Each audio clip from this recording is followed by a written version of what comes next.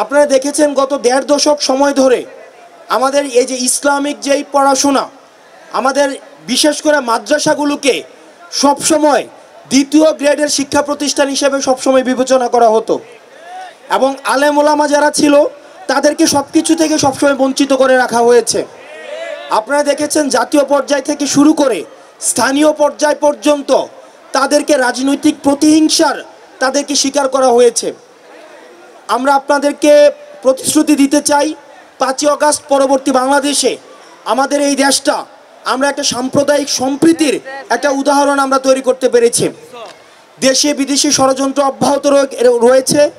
দেশে বিদেশি ষড়যন্ত্র অব্যাহত থাকার পরেও আমাদেরকে আমাদের যারা ধর্মপ্রাণ যেসব মানুষ আমরা রয়েছি, আমরা যে পরিমাণ ধৈর্যের পরিচয় দিয়েছি, সাম্প্রদায়িক উস্কানি সবসময় আমাদেরকে দেওয়া হয়েছে।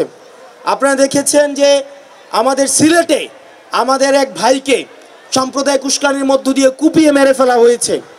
আমাদের সবসময় সাম্প্রদায়িক উস্কানি কিন্তু দেওয়া হয়। আমরা সেগুলোর এত কিছুর পরেও কিন্তু আমরা ধৈর্যের পরিচয় দিয়েছি। সেটির জন্য আমাদের ধর্মপ্রাণ ইসলামিক যেই মানুষগুলো রয়েছে আমরা তাদের প্রতি কৃতজ্ঞতা জানাই এবং ভবিষ্যতের জন্য আপনাদেরকে সতর্ক করে দিচ্ছি, বিভিন্নভাবে আপনাদেরকে ব্যবহার করা হতে পারে। আমরা অতীতে যেভাবে আমরা পরমত সহিষ্ণুতার যে পরিচয় দিয়েছি, আমরা সাম্প্রদায়িক সম্প্রীতির যে পরিচয় দিয়েছি, আমরা ভবিষ্যতেও এই সাম্প্রদায়িক সম্প্রীতির আমাদের পরিচয় অব্যাহত থাকব। আমাদের দেবিদ্বারে বিভিন্ন ধর্মের মানুষ রয়েছে। আমরা যুগের পর যুগ, শতাব্দীর পর শতাব্দী আমরা বিভিন্ন দল মত নির্বিশেষে, বিভিন্ন ধর্মমত নির্বিশেষে আমরা সম্প্রীতির মধ্য দিয়ে দেবিদ্বারে বসবাস করছি। আমরা প্রত্যাশা করব আমরা এই সম্প্রীতিটি যেন আমরা ধরে রাখতে পারি।